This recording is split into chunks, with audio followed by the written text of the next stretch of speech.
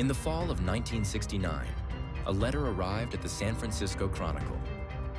It began with 4 words that would haunt America for the next half-century. This is the Zodiac speaking. No return address, no name.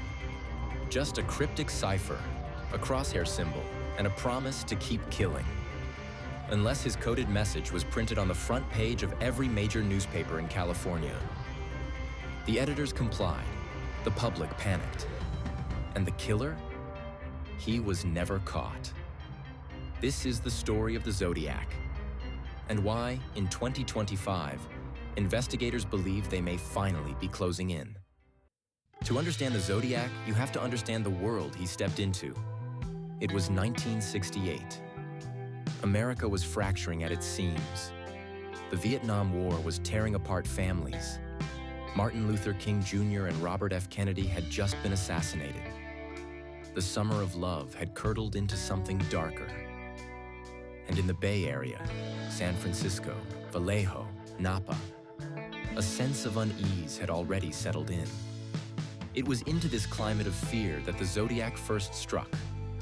On the night of December 20th, 1968, a teenage couple, Betty Lou Jensen, 16, and David Faraday, 17, parked along Lake Herman Road outside Vallejo for what was supposed to be a first date.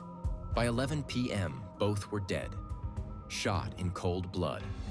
No apparent motive, no witnesses. 6 months later, on July 4th, 1969, another couple was ambushed in a Vallejo parking lot. Darlene Ferrin was killed. Her date, Michael Mag Go, survived, barely, left for dead with multiple gunshot wounds. Then the letters began. Within weeks of the Vallejo attack, 3 newspapers simultaneously received nearly identical letters. Each contained 1/3 of a 408-symbol cipher. The killer claimed the solution contained his identity. A school teacher and his wife cracked it in days. The message didn't reveal a name. Instead, it was a chilling manifesto.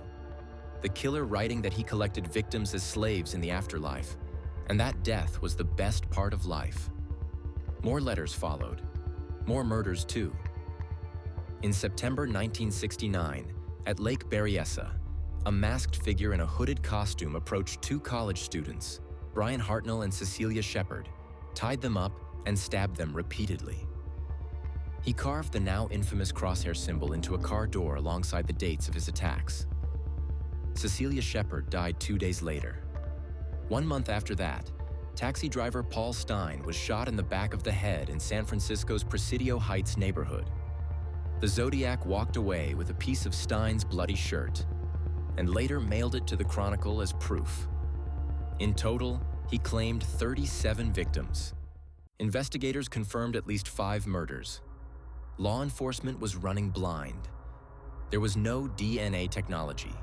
Fingerprint databases were rudimentary, and the Zodiac was careful. Switching weapons, switching locations, attacking at night. One name kept surfacing: Arthur Leigh Allen, a former schoolteacher from Vallejo with a military background and a deeply disturbing inner life. A friend had reported that Allen once described fantasies of hunting couples on lovers' lanes and attaching a flashlight to his gun. An exact match for the Zodiac's methods. The circumstantial case was staggering. Allen wore a Zodiac brand Seawolf watch bearing the killer's symbol. He lived minutes from Darlene Ferrin. He matched the shoe size found at Lake Berryessa. And in 1991, survivor Michael Mag Go looked at a police photo lineup and pointed directly at Allen, saying, "That's him." But it wasn't enough. Handwriting analysts said his writing didn't match the Zodiac's letters. Fingerprints didn't match. And when Allen died in 1992, he took whatever secrets he held with him. The case went cold, but it never closed. Here's where it gets fascinating. In 2020, a team of codebreakers from the United States, Australia, and Belgium cracked the Z340, a 340-character cipher that had stumped investigators for over 50 years. The decoded message was chilling but cryptic, offering no name, only more taunting. But the breakthrough proved something crucial. the Zodiac's codes could be broken. Then, in October 2024, Netflix released a 3-part docuseries titled "This is the Zodiac Speaking," in which a family came forward with personal testimony and evidence pointing back to Arthur Leigh Allen. The series reignited global attention on the case and generated a new wave of tips to law enforcement. More recently, investigators have been applying forensic genetic genealogy, the same DNA technique that unmasked the Golden State Killer, to saliva found on the stamps and envelopes of the Zodiac's letters. As of 2025, no confirmed match has been announced, but officials say the investigation remains active and the science is advancing rapidly. Independent investigators have also put forward a new suspect, a man named Marvin Margolis, a World War II veteran who died in 1994. Investigators claim circumstantial evidence links him to both the Zodiac killings and the unsolved Black Dahlia murder, and that claim is reportedly being reviewed by the FBI. Margolis's family denies the allegations. Over 50 years have passed since those first shots rang out on Lake Herman Road. 5 confirmed victims, dozens more claimed. 4 ciphers, 2 solved, 2 still in the dark. Hundreds of suspects, and one identity that has never been confirmed. What makes the Zodiac so enduring isn't just the mystery, it's the audacity. He wanted to be famous. He courted the press, taunted the police, and turned his crimes into a public performance. In many ways, he got exactly what he wanted. But forensic science has a long memory.